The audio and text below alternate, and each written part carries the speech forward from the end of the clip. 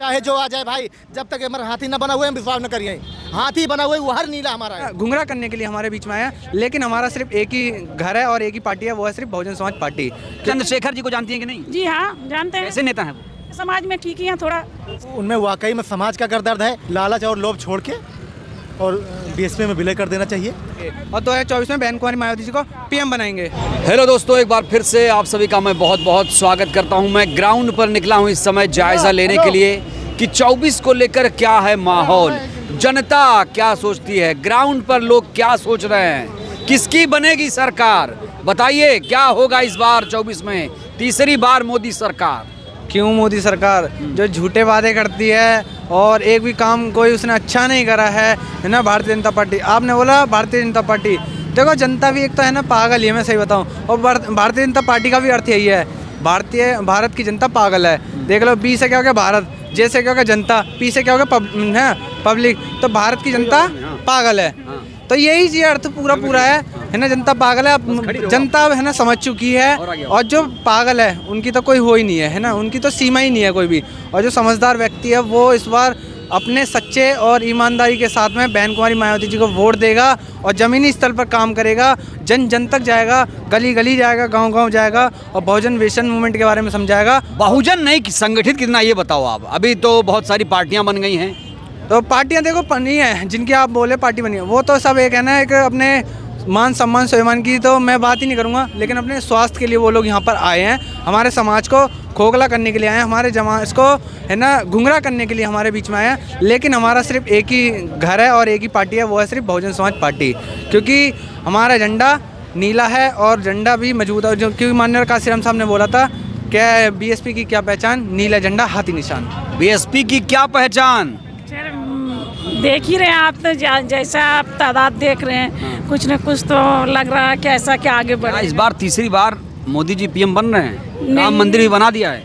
हाँ सर, तो वो बना दिया है, तो मगर हर पब्लिक के दिल में तो वो खुश नहीं है। आधा आदमी उनसे खुश है, आधा आदमी तो नाराज ही है। तो जहाँ पर हम सोचेंगे कि 10 आदमी यहाँ पर बैठे हुए 10 खुश रहेगा, तभी ना कोई बात बनेगी।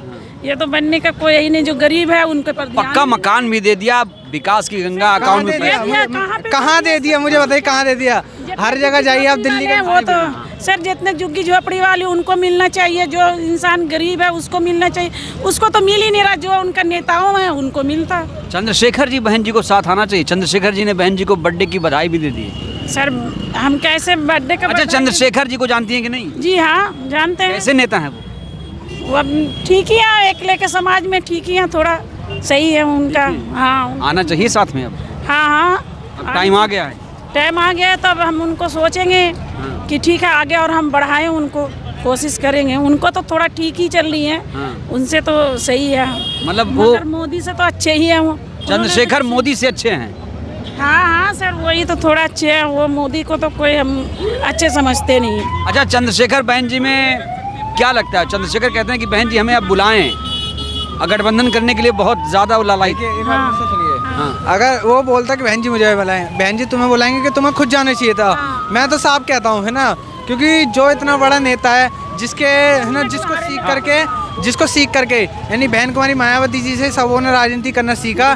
चाहे वो अखिलेश यादव जी हों, चाहे मोदी जी हों, चाहे योगी जी हों, चाहे केजरीवाल हो, चाहे राहुल गांधी हो, जितने भी लोग हैं ये सब बहन जी से राजनीति करना सीखे हैं। तो इन लोगों को बहन जी के पास जानी चाहिए, ना कि बहन जी तुम लोगों के पास आएंगी। बहन जी कोई छोटी मोटी हस्ती नहीं है, वो एक बहुत बड़ी हस्ती है जिसने एक परिवर्तन करा था 4 बार मुख्यमंत्री बनकर उत्तर प्रदेश के अंदर।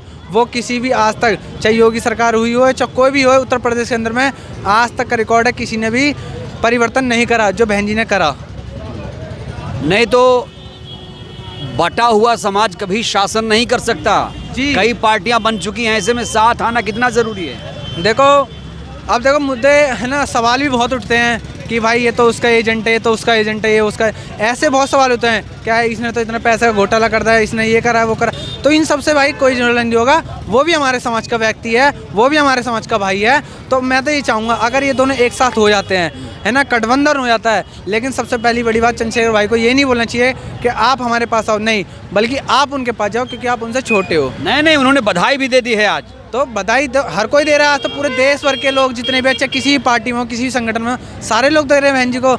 इकलौते वो अनोखे थोड़ी हैं जो वही दे रहे हैं बहन जी को, नहीं, हर कोई दे रहा है, लेकिन उनको जाना चाहिए क्योंकि आप अभी उनसे उम्र में छोटे हो और राजनीति में भी आप कच्चे हो, क्योंकि उनकी जैसी राजनीति आप नहीं कर सकते हो। बहन जी को चुनाव लड़ना चाहिए। बिल्कुल लड़ना चाहिए, क्योंकि वही एक ऐसी नेता हैं जो SC ST OBC दलित पिछड़े आदिवासी की बातें और हक अधिकारों की पार्लियामेंट में आवाज़ उठाती है। हमने उनका वीडियो देखा है, जब उनके मान सम्मान और अपने समाज की बात नहीं बोल सकती हैं तो इस्तीफा दिया था उन्होंने।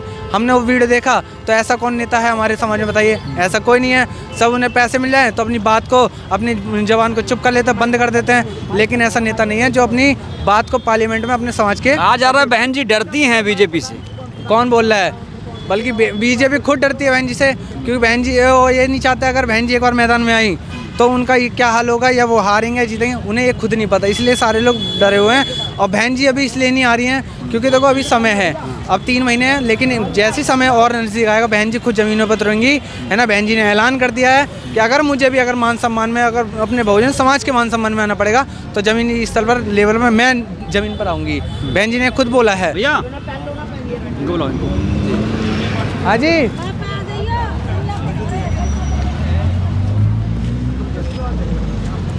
बड़ा सवाल ये है कि चंद्रशेखर जी कहते हैं कि बहन जी से गठबंधन होना चाहिए। बहन जी चंद्रशेखर जी को कभी बुलाएंगे, गठबंधन के लिए बात होगी? अब क्या लगता है, दोनों को साथ आ जाना चाहिए? देखिए, ये तो चंद्रशेखर को सोचना चाहिए कि किसके साथ जाना चाहिए, किसके साथ नहीं जाना चाहिए। अगर उनमें वाकई में समाज का अगर दर्द है तो उनको लालच और लोभ छोड़ के और बीएसपी में विलय कर देना चाहिए, और इसकी ज़रूरत नहीं थी। सामाजिक संगठन चला रहे तब तक लोग उनके साथ थे, और बाकी वोट की बात तो वोट हम लोग बीएसपी को करेंगे। राजस्थान में बहुत ज़्यादा वोट पाए इस बार, कह रहे हैं। वो पाए नहीं, वो पाए कैसे पाए, लोगों को गुमराह कर, उससे क्या मिला उनको? क्या मिला? समाज का नुकसान किए। तो समाज का अगर नुकसान करने आए हैं और समाज का नुकसान करके उनका फ़ायदा हो रहा है तो करें, ऐसे करें। लेकिन लोग जान गए हैं और हम लोग बीएसपी। सिर्फ चंद्रशेखर ही थोड़ी कर रहे हैं समाज का नुकसान, कई सारी पार्टियां हैं नीले झंडे के तले।